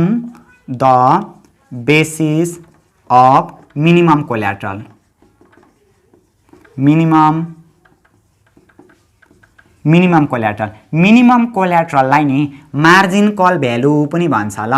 margin call value on the basis of margin call value पनि भनिदिन सक्छ है। मिनिमम कोल्याटरल भन्नु र मार्जिन कल भ्यालु भन्नु एउटै हो। मिनिमम कोल्याटरल भनेको एमसी क्या, मिनिमम कोल्याटरललाई केले डिनोट गरिँदो रहेछ, एमसीले डिनोट गरिन्छ ल। मिनिमम कोल्याटरल अथवा मार्जिन कल भ्यालुलाई एमसीले डिनोट गरिन्छ। अब यहाँ ध्यान दिउँ, मार्जिन कल हुन्छ हुँदैन भनेर चेक गर्न हामीहरू पहिले मिनिमम कोल्याटरलको आधारमा गर्दैछौँ है। अब मिनिमम कोल्याटरल हामीहरू कसरी निकाल्छौँ त भनेदेखि मिनिमम कोल्याटरल निकाल्ने फर्मुला नि हामीहरूको डेप्ट डिभाइडेड बाई 1 माइनस एमएम भन्ने फर्मुला लाउनुपर्छ क्या। डेप्ट भनेको हामीलाई थाहा छँदैछ कुन पोजिसनमा गर्दैछौँ, लङ पोजिसन यानि कि लङ पर्चेजमा गर्दैछौँ नि त। लङ पर्चेजमा मिनिमम कोल्याटरल निकाल्ने फर्मुला डेप्टका मुनि 1 माइनस एमएम रहेछ। डेप्ट कसरी निकाल्न सकिँदो रहेछ, डेप्ट भनेको यहाँ अघि हामीले लेख्यौँ नि एन इन्टु P0 अनि 1 माइनस आइएम गर्दाखेरि के आउँदो रहेछ, डेप्ट आउँदो रहेछ। अनि divided by 1 minus MM, MM भनेको मेन्टेनेन्स मार्जिन हो क्या। मेन्टेनेन्स मार्जिन अलरेडी हामीलाई क्वेसनले दिएकै हुन्छ, हामीले निकालिराख्नु पर्दैन ल। यसरी हामीले मिनिमम कोल्याटरल निकाल्नुपर्छ। अब यो मिनिमम कोल्याटरललाई नि हामीले एक्चुअल कोल्याटरलसित कम्पेयर गर्नुपर्छ क्या। अब यो एक्चुअल कोल्याटरल भन्नु र यो टोटल एसिड्स भन्नु एउटै हो। जहिले पनि एक्चुअल कोल्याटरल भन्नु र टोटल एसिड्स भन्नु एउटै हो ल। टोटल एसिड्स जति छ कोल्याटरल त्यति नै हुन्छ। एक्चुअल कोल्याटरल भनेको के रहेछ, टोटल एसिड्स रहेछ भनेको एन इन्टु P1 रहेछ हो। यो दुईटालाई कम्पेयर गरेर मार्जिन कल हुन्छ हुँदैन भनेर हामीले डिसिजन दिनुपर्ने हुन्छ। जस्तै यहाँ हेरौँ, यो जुन एक्चुअल कोल्याटरल नि, एक्चुअल कोल्याटरल हामीहरूको 5000 आयो अरे हैन, अनि मिनिमम कोल्याटरल चाहिँ 6000। मिनिमम भनेको कम्तीमा पनि नि कोल्याटरल 6000 हुनै पर्ने अरे। कोल्याटरल भनेको धितो क्या, कम्तीमा पनि 6000 धितो हुनै पर्ने ठाउँमा तर वास्तविक रूपमा एक्चुअल भनेको चाहिँ कति मात्रै रहेछ, 5000 मात्रै रहेछ। एक्चुअल वास्तविक कम्ती भयो नि त, 6000 हुनुपर्ने ठाउँमा 5000 मात्रै छ, 1000ले कम्ती भयो नि त। 1000 बराबरको धितो चाहिँ हामीले थप्नु पर्यो क्या, ब्रोकरको एकाउन्टमा लगेर ट्रेडिङ एकाउन्टमा लगेर हाल्नु पर्यो, 1000 को धितो थपिदिनु पर्ने हुन्छ ल। यसरी हामीले डिसिजन दिनुपर्ने हुन्छ। जहिले पनि यो एक्चुअल सानो भयो भने मार्जिन कल रिसिभ हुन्छ। अब ब्रोकरले पैसा माग्छ क्या, मिनिमम कम्तीमा पनि कोल्याटरल धितो हुनुपर्ने 6000 थियो हैन, हुनुपर्ने 6000 थियो तर एक्चुअल वास्तवमा कति मात्रै भयो, 5000 मात्रै भयो हैन। हुनुपर्ने मिनिमम भन्दा तल झरिसकेको छ नि त। कति तल झरेको छ, 1000 तल झर्यो भने त्यो 1000 रुपियाँ चाहिँ ब्रोकरले पैसा थप्न लगाउँछ क्या लगानीकर्तालाई। कोल्याटरल राख भनिदिन्छ, धितो राख है 1000 भनेर भनिदिन्छ क्या, मार्जिन कल गर्छ क्या ब्रोकरले त्यतिखेर चाहिँ। अब यसलाई हामीले यसरी लेख्नुपर्छ क्या, यदि यो जुन एक्चुअल कोल्याटरल छ नि, यो एक्चुअल कोल्याटरल चाहिँ लेस देन क्या, सानो भयो भने के भन्दा मिनिमम कोल्याटरल कम्तीमा पनि हुनुपर्ने भन्दा पनि थोरै भयो भनेदेखि चाहिँ इन्भेस्टरले यहाँ हेरौँ है, investor will received a margin call क्या, मार्जिन कल। लगानीकर्ताले मार्जिन कल रिसिभ गर्छ क्या, ब्रोकरले पैसा माग्न थाल्छ। लगानीकर्तालाई चाहिँ पैसा थप है भनेर ब्रोकरले भन्छ। तर मानिलिउँ यो एक्चुअल चाहिँ हामीहरूको नि मिनिमम पुर्याउनु पर्ने 6000 छ तर वास्तविक हामीले पुर्याइराखेको 10000 भयो अरे। कम्तीमा हुनुपर्ने 6000 थियो तर हामीले अलरेडी 10000 राखेका छौँ भनेदेखि यस्तो अवस्थामा चाहिँ मार्जिन कल रिसिभ हुँदैन क्या। कम्तीमा पुर्याउनु पर्ने भन्दा धेरै छ नि त, धेरै भइराखेको अवस्थामा त मार्जिन कल रिसिभ हुँदैन हो। यस्तो अवस्थामा चाहिँ क्या actual collateral is greater than, यो मिनिमम कोल्याटरल भन्दा धेरै भयो भने चाहिँ investor will not received a margin call भनेर हामीले डिसिजन दिनुपर्ने हुन्छ। यहाँनिर यो लङ पोजिसन अन्तर्गत र यो मिनिमम कोल्याटरललाई हेरेर जम्मा यो मार्जिन कल हुन्छ हुँदैन भनेर हामीहरू चेक गर्दैछौँ है। लङ पोजिसनमा हामीले मिनिमम कोल्याटरलको लेख्यौँ, यतापट्टि सर्ट पोजिसनमा पनि हामीहरू लेखिहाल्छौँ on the basis of minimum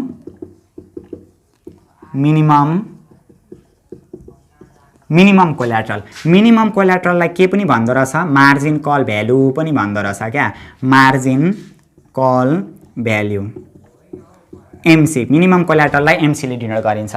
अब यतापट्टि सर्ट सेल अन्तर्गत नि मिनिमम कोल्याटरल एमसी निकाल्ने फर्मुला, अघि लङ पोजिसनमा नि लङ पर्चेजमा मिनिमम कोल्याटरल निकाल्ने फर्मुला डेप्ट डिभाइडेड बाई 1 माइनस एमएम भयो नि। अब यतापट्टि सर्ट सेल अन्तर्गत नि मिनिमम कोल्याटरल एमसी निकाल्ने फर्मुला हामीहरूको डेप्ट टाइम्स 1 प्लस एमएम हुन्छ क्या। फर्मुला डिफ्रेन्ट छ है, अघि चाहिँ हामीहरूको डेप्टका मुनि 1 माइनस एमएम भयो, यतापट्टि चाहिँ डेप्ट टाइम्स 1 प्लस के हुँदो रहेछ, एमएम हुँदो रहेछ। अब यो डेप्ट भनेको हामीलाई थाहा छँदैछ, डेप्ट भनेको के हो, एन इन्टु P1 हो।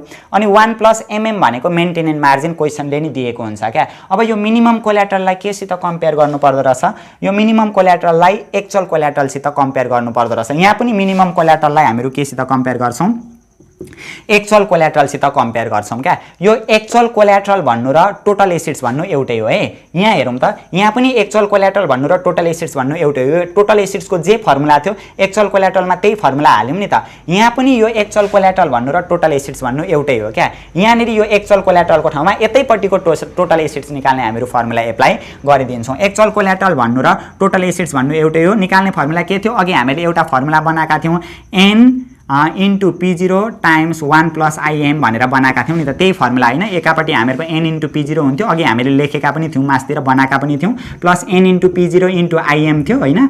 यहाँ पनि n इन्टु P0, यहाँ पनि n इन्टु P0, दुइटैबाट n इन्टु P0 कमन आयो। यहाँ अब n इन्टु P0 कमन आइसकेपछि 1 रह्यो, उतापट्टि यो आइसकेपछि अझै के छ? उतापट्टि IM छ नि त। टोटल एसिड्स भनेको n into P0 1 plus IM हो क्या। हो यसरी हामीहरू एक्चुअल कोल्याट्रल निकाल्न सक्छौँ। यहाँ पनि त्यही हो क्या। जस्तै मिनिमम कोल्याट्रल हुनुपर्ने 6000 थियो, तर हामीहरूको एक्चुअल चाहिँ वास्तवमा 5000 मात्रै भयो। कम्तीमा पनि 6000 हुनुपर्ने ठाउँमा त्योभन्दा थोरै 5000 छ क्या। एक्चुअल वास्तविक चाहिँ 5000 मात्रै छ भने लगानीकर्ताले मार्जिन कल रिसिभ गर्छ क्या। ब्रोकरले पैसा थप भनेर भन्न थाल्छ क्या। जहिले पनि नि यो एक्चुअल कोल्याट्रल सानो भयो भने मार्जिन कल रिसिभ हुने हो क्या। मानिलिउँ यो एक्चुअल कोल्याट्रल चाहिँ लेस देन सानो भयो भने जता चुच्चो फर्क्यो त्यो सानो हो नि त। के भन्दा सानो भयो अरे? मिनिमम कोल्याट्रल भन्दा सानो भयो भने investor will received a margin call क्या। मार्जिन कल लगानीकर्ताले के गर्छ? मार्जिन कल रिसिभ गर्छ। तर यदि एक्चुअल कोल्याट्रल चाहिँ ठुलो छ अरे, मानिलिउँ हुनुपर्ने चाहिँ 6000 हो, तर हामीहरूसित वास्तविक कोल्याट्रल चाहिँ हामीले 10000 राखिराखेका छौँ। कम्तीमा पनि 6000 राख्नुपर्ने ठाउँमा 10000 राखेका छौँ, धेरै राखेका छौँ नि त। धेरै भइराखेको छ भने चाहिँ मार्जिन कल रिसिभ गर्दैन क्या। Actual collateral is greater than minimum collateral. यस्तो अवस्थामा चाहिँ investor will not received a margin call भनेर हामीले डिसिजन दिनुपर्ने हुन्छ क्या। एक्चुअल यदि जहिले पनि ल यो एक्चुअल कोल्याट्रल ठुलो भयो भने, एक्चुअल कोल्याट्रल ठुलो भयो मिनिमम कोल्याट्रल भन्दा, एक्चुअल कोल्याट्रल हामीले वास्तविक रूपमा राखेको धितो चाहिँ धेरै छ भनेदेखि चाहिँ मार्जिन कल रिसिभ हुँदैन। तर हामीले राखेको वास्तविक रूपको धितो चाहिँ थोरै भयो भनेदेखि नि त्यो सेयरको मूल्यले डिनोट गर्ने हो क्या। पछाडि चाहिँ एक्चुअल कोल्याट्रल वास्तविक धितो चाहिँ सानो भयो भने चाहिँ के भन्दा मिनिमम कोल्याट्रल भन्दा सानो भयो भने चाहिँ इन्भेस्टरले मार्जिन कल रिसिभ गर्छ भनेर हामीले डिसिजन दिनुपर्ने हुन्छ।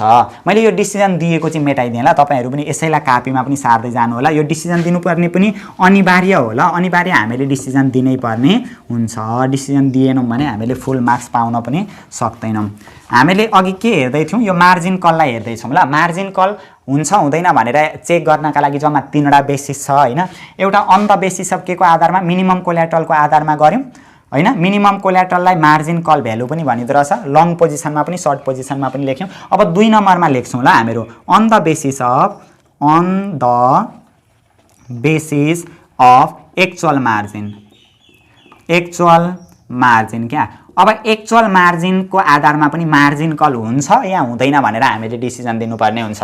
लङ पोजिसनमा पनि सर्ट पोजिसनमा पनि। On the basis of actual margin, on the basis of actual margin यानि कि AM क्या। दुईटैतिरबाट एक्चुअल मार्जिनलाई हेरेर पनि मार्जिन कल रिसिभ हुन्छ या हुँदैन, लगानीकर्ताले मार्जिन कल रिसिभ गर्छ या गर्दैन, ब्रोकरले कल पैसा माग्न थाल्छ या थाल्दैन भन्ने डिसिजन दिनुपर्ने हुन्छ।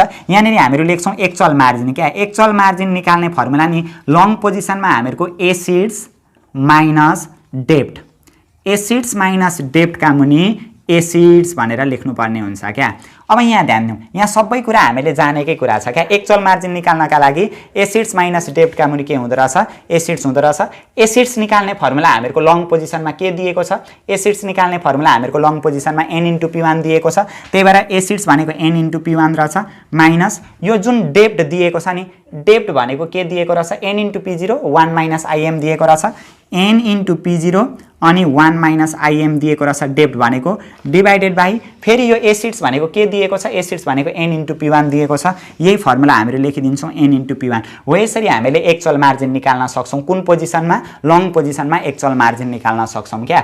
अब यो एक्चुअल मार्जिन अघि त हामीले मार्जिन कल हुन्छ हुँदैन भनेर मिनिमम कोल्याट्रलको आधारमा डिसिजन दिएका थियौँ नि। मिनिमम कोल्याट्रललाई केसित कम्पेयर गरेका थियौँ? एक्चुअल कोल्याट्रलसित कम्पेयर गरेका थियौँ क्या। अब यो जुन हामीले एक्चुअल मार्जिन निकाल्यौँ नि, यो एक्चुअल मार्जिनलाई चाहिँ मेन्टेनेन्स मार्जिनसित हामीले कम्पेयर गर्नुपर्ने हुन्छ क्या। जहिले पनि मेन्टेनेन्स मार्जिन हामीले निकालिराख्नु पर्दैन क्या। क्वेसनले अलरेडी दिएको हुन्छ यति % चाहिँ मेन्टेन गर्नुपर्छ है, यति % चाहिँ मार्जिनको पोजिसन हुनुपर्छ है भनेर हामीलाई दिएको हुन्छ क्या। अब यो एक्चुअल मार्जिनलाई चाहिँ मेन्टेनेन्स मार्जिनसित हामीहरू कम्पेयर गर्छौँ। त्यही अघिकै जस्तो क्या, यदि हामीहरूको एक्चुअल मार्जिन नि हामीहरूको यहाँनिर आयो एक्चुअल वास्तविक मार्जिन चाहिँ 50% आयो, तर मेन्टेनेन्स भनेको मार्जिन चाहिँ कम्तीमा पनि 60% हुनैपर्छ भनेर तोकिदिएको हुन्छ क्या। त्यहाँनिर यो हुनुपर्ने यो मेन्टेनेन्स मार्जिन क्या, कम्तीमा पनि मेन्टेन गर्नुपर्ने चाहिँ 60% थियो अरे, मार्जिनलाई मेन्टेन चाहिँ 60% हुनैपर्ने थियो अरे मार्जिन, तर वास्तविक रूपमा 50% मात्रै हामीहरूको एक्चुअल मार्जिन भयो अरे क्या। यदि यो हामीहरूको एक्चुअल मार्जिन सानो भयो भने नि,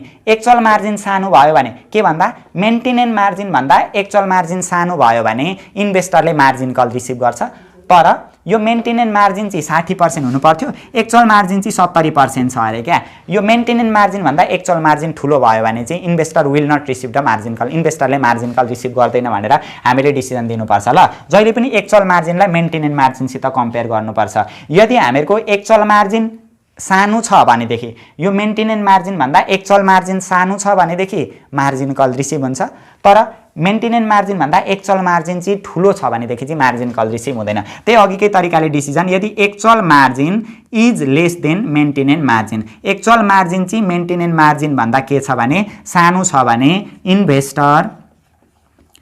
इन्भेस्टर विल रिसिभ क्या, received a margin call,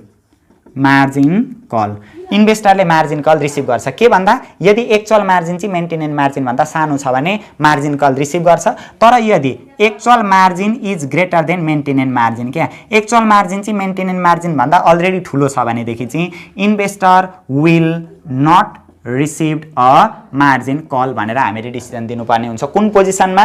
long पोजिसनमा यस्तो हुन्छ हैन।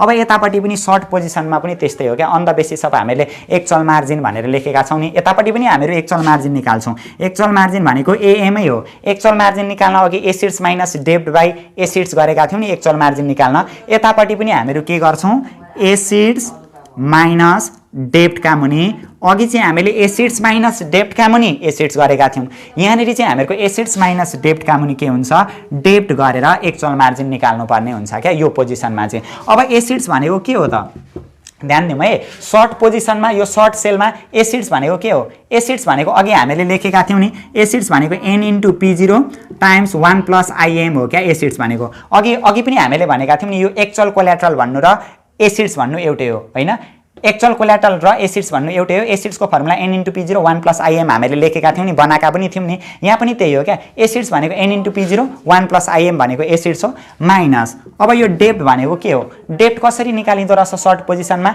n इन्टु P1 गरेर डेब्ट निकालिँदो रहेछ क्या, n इन्टु P1 गरेर डिभाइडेड बाई मुनि फेरि के लेख्छौँ हामीहरू, डेब्ट भनेको के लेख्दा रहेछौँ, n इन्टु P1 भनेर हामीले डेब्ट लेख्दा रहेछौँ। अब डिसिजन पनि अघिकै तरिकाले क्या, यो जहिले पनि एक्चुअल मार्जिनलाई नि मेन्टेनेन्स मार्जिनसित कम्पेयर गर्नु पर्यो क्या। अघि हामीले चाहिँ मिनिमम कोल्याट्रलका आधारमा डिसिजन दिएका थियौँ, त्यो मिनिमम कोल्याट्रललाई चाहिँ एक्चुअल कोल्याट्रलसित कम्पेयर गर्नु पर्थ्यो, दुइटै हामीले निकाल्नु पर्थ्यो। तर यो जुन एक्चुअल मार्जिनलाई चाहिँ मेन्टेनेन्स मार्जिनसित कम्पेयर गर्नु पर्यो क्या, मेन्टेनेन्स मार्जिन चाहिँ हामीले निकाल्नु पर्दैन।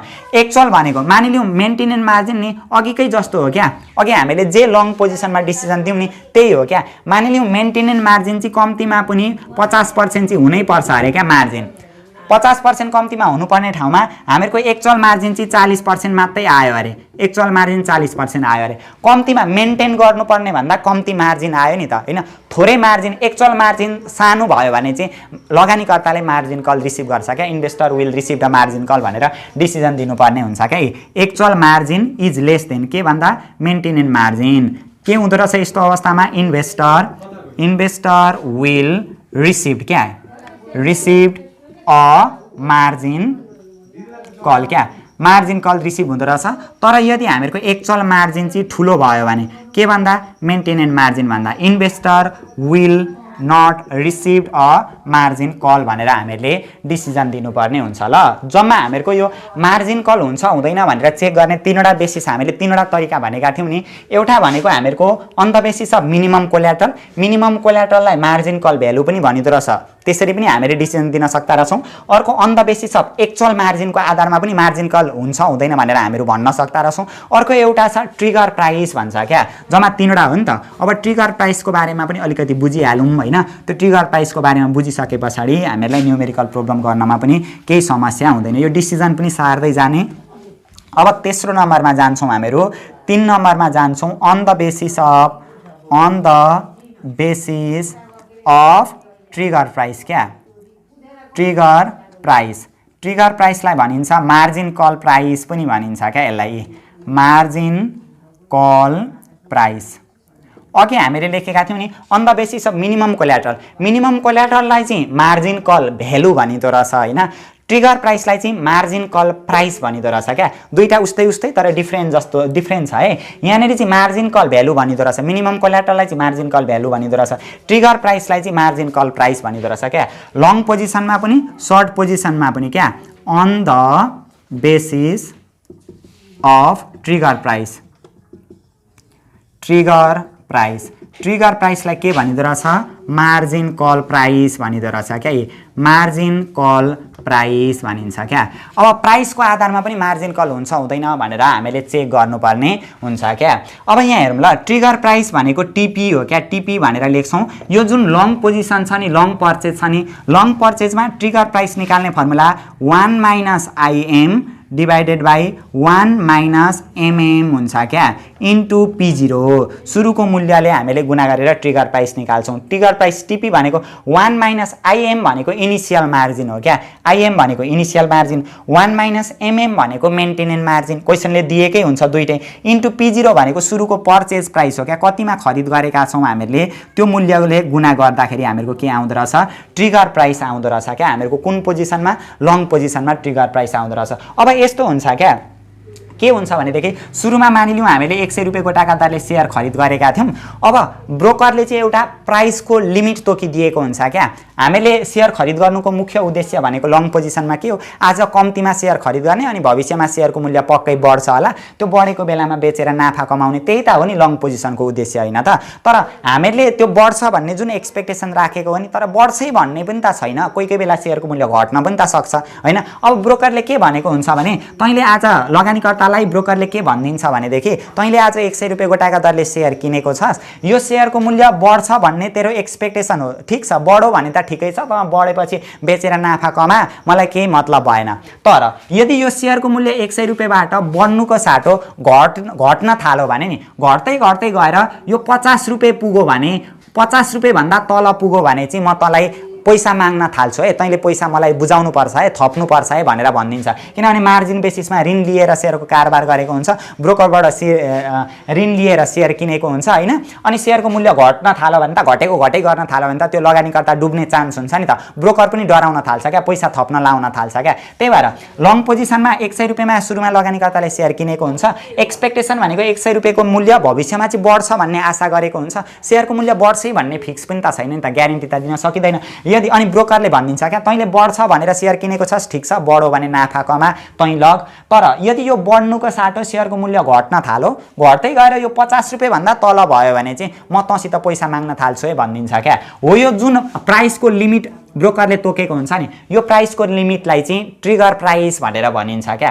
त्यही भएर हामीले यो ट्रिगर प्राइस निकाल्नका लागि यहाँ हेरौँ त, 1 - IM डिभाइड बाई 1 - MM गऱ्यौँ नि। अब यहाँ हेरौँ, मानिलिउँ यो ट्रिगर प्राइस हामीहरूको 50 रुपियाँ निस्क्यो अरे क्या, 100 रुपियाँमा किनेको थियो, ट्रिगर प्राइस चाहिँ ब्रोकरले तोकिदिएको चाहिँ 50 रुपियाँ रहेछ क्या। यसो गरेर हामीले निकाल्दा 50 रुपियाँ निकाल्यौँ। अनि अहिलेको बजार मूल्य चाहिँ हामीले 100 रुपियाँमा किनेको थियो होइन, सेयर हामीले 100 रुपियाँमा किनेको थियो, मूल्य बढ्नुको साटो घट्न पो थाल्यो, घट्दै गएर 100 रुपियाँमा किनेको मूल्य त एकैचोटि 40 रुपियाँमा पो भयो। ब्रोकरले कति रुपियाँ मूल्य ट्रिगर प्राइस तोकेको छ, 50 रुपियाँ। ब्रोकरले के भनेको छ, 100बाट सेयरको मूल्य 100बाट घट्दै गएर 50 रुपियाँ भन्दा पनि ओह्रालो झर्यो भने म तँसित पैसा माग्छु है भन्ने शर्त त पहिलेदेखि नै छ। मूल्य घट्दै गएर कति पुगेको छ, 40 रुपियाँ पुगेको छ नि त मूल्य। यहाँ हेरौँ है, 50 रुपियाँ भन्दा तल झर्यो भने पैसा माग्ने भनेको छ नि, 50 रुपियाँ भन्दा पनि तल भएर 40 रुपियाँ भयो। 50 रुपियाँ भन्दा तल कति रुपियाँ गइसक्यो, 10 रुपियाँ तल गइसक्यो नि त, हो त्यो 10 रुपियाँ पैसा चाहिँ लगानीकर्ताले फेरि ब्रोकरलाई बुझाउनु पर्ने हुन्छ क्या। हो त्यसरी पनि मार्जिन कल गर्न सक्छ। अब यसको डिसिजन चाहिँ नि, डिसिजन इम्पोर्टेन्ट हो है यो। यहाँ हेरौँ है, हामीहरूको अहिलेको एक्चुअल मार्केट प्राइस चाहिँ नि, यहाँ ध्यान दिउँ, यो एक्चुअल मार्केट प्राइस क्या अहिलेको बजार मूल्य चाहिँ इज लेस देन के भन्दा ट्रिगर प्राइस भन्दा क्या अहिले यो जुन हामीले ट्रिगर प्राइस निकालेका हुन् यो ट्रिगर प्राइस भन्दा अहिलेको मार्केट प्राइस चाहिँ यदि कम्ती भयो भने चाहिँ इन्भेस्टरले मार्जिन कल रिसिभ गर्छ क्या investor will received a margin call भनेर लेख्नु पर्यो ल मैले रिसिभ मात्रै लेखिदिएँ investor will receive the margin call के भन्दा अहिलेको यो एक्चुअल मार्केट प्राइस चाहिँ के भन्दा ट्रिगर प्राइस भन्दा यदि कम्ती भयो भने यो जुन ट्रिगर प्राइस निस्केको छ नि त्यो ट्रिगर प्राइस भन्दा अहिलेको मार्केट प्राइस चाहिँ कम्ती भयो भने investor will receive the margin call भनिदिने तर अहिलेको यो जुन एक्चुअल मार्केट प्राइस चाहिँ नि एक्चुअल मार्केट प्राइस चाहिँ बढी भयो अरे के भन्दा ट्रिगर प्राइस भन्दा बढी नै छ भने चाहिँ investor will not receive a margin call भनेर क्या यदि यो ट्रिगर प्राइस भन्दा अहिलेको एक्चुअल मार्केट प्राइस चाहिँ बढी नै भयो भने चाहिँ त्यतिखेर चाहिँ मार्जिन कल रिसिभ गर्दैन क्या कन्डिसन त्यस्तो हुन्छ ल अब सर्ट पोजिसनमा लङ पोजिसनमा त हामीले ट्रिगर प्राइस 1 - IM का पनि 1 - MM गरेर निकाल्यौँ सर्ट पोजिसनमा हामीहरूको ट्रिगर प्राइस निकाल्ने फर्मुला 1 + IM का मुनि 1 + MM * P0 यतापट्टि P0 भनेको बेचेको मूल्य हो क्या हैन सर्ट पोजिसनमा त आज बेच्ने हो नि त त्यही भएर P0 भनेको आजको मूल्य P0 हुन्छ P0 भनेको बेचेको मूल्य सेलिङ प्राइस हो क्या यसलाई भनिन्छ सेलिङ प्राइस भनिन्छ ट्रिगर प्राइस निकाल्ने यतापट्टि चाहिँ 1 - IM का पनि 1 - MM हुन्छ यतापट्टि चाहिँ 1 + IM का पनि 1 + MM हुँदो रहेछ ल यो ट्रिगर प्राइस निकाल्ने अब डिसिजन नि ट्रिगर प्राइसबाट डिसिजन दिँदा चाहिँ फरक छ क्या यतापट्टि चाहिँ हामीहरूको यहाँ हेरौँ त एक्चुअल मार्केट प्राइस चाहिँ ट्रिगर प्राइस भन्दा सानो भयो भने investor will receive the margin call भन्यो नि ट्रिगर प्राइस भन्दा अहिलेको मार्केट प्राइस सानो भयो भने मार्जिन कल रिसिभ हुन्छ भन्यौँ नि यतापट्टि ठिक्क उल्टो अहिलेको एक्चुअल मार्केट प्राइस चाहिँ यहाँ हेरौँ है एक्चुअल मार्केट प्राइस चाहिँ is less then trigger price भन्दा सानो भयो भने इन्भेस्टरले मार्जिन कल रिसिभ गर्दैन क्या investor will not receive the margin call भनेर हामीले डिसिजन दिनु पर्यो क्या यदि अहिलेको एक्चुअल मार्केट प्राइस चाहिँ ट्रिगर प्राइस भन्दा सानो भयो भने investor will not receive the margin call भन्नु पर्यो अनि ठिक्क उल्टो क्या अघि चाहिँ एक्चुअल मार्केट प्राइस सानो भयो भने ट्रिगर प्राइस भन्दा सानो भयो भने investor will receive the margin call receive गर्थ्यो तर अहिले चाहिँ एक्चुअल मार्केट प्राइस चाहिँ ट्रिगर प्राइस भन्दा सानो भयो भने investor will not receive margin call receive गर्दैन सानो भयो भने मार्जिन कल रिसिभ गर्दैन भने एक्चुअल मार्केट प्राइस ठुलो भयो भने चाहिँ नि actual market price is greater than trigger price भन्दा ठुलो भयो भने investor will receive the margin call भनेर हामीले डिसिजन दिनुपर्ने हुन्छ त्यही भएर यो हामीहरूको यो जुन मार्जिन कल छ नि मार्जिन कल भनेको मार्जिन कल हुन्छ हुँदैन ब्रोकर कहाँमा पैसा हामीले धितोको पैसा बुझाउनु पर्छ पर्दैन ब्रोकरले पैसा माग्न थाल्छ थाल्दैन भनेर डिसिजन दिनका लागि जम्मा 3वटा बेसिस रहेछ एउटा on the basis of minimum collateral रहेछ अर्को हामीहरूको on the basis of actual मार्जिनको आधारमा रहेछ अर्को on the basis of trigger प्राइसको आधारमा रहेछ ल यो मार्जिन कल हुन्छ हुँदैन भनेर यो चेक गर्ने तरिका भयो माथिको त हामीहरूको त्यो अघिको रेट अफ रिटर्न निकाल्ने यो क्यास बेसिस भयो यहाँदेखि तलको त सबै मार्जिन बेसिस हो ल यो मार्जिन बेसिसकै आधारमा सबै हामीले गर्ने हो यसरी हामीले यसको फर्मुलाको पाटोलाई पनि बुझ्न सक्छौँ यहाँभन्दा पछाडिको क्लासमा हामीहरू यो च्याप्टर यानि कि मार्केट एन्ड ट्रान्जेक्सनसित रिलेटेड रहेका फाइनल एक्जाममा सोधिएका केही सर्ट तथा लङ न्युमेरिकल प्रब्लमलाई पनि सल्भ गरेर हेर्नेछौँ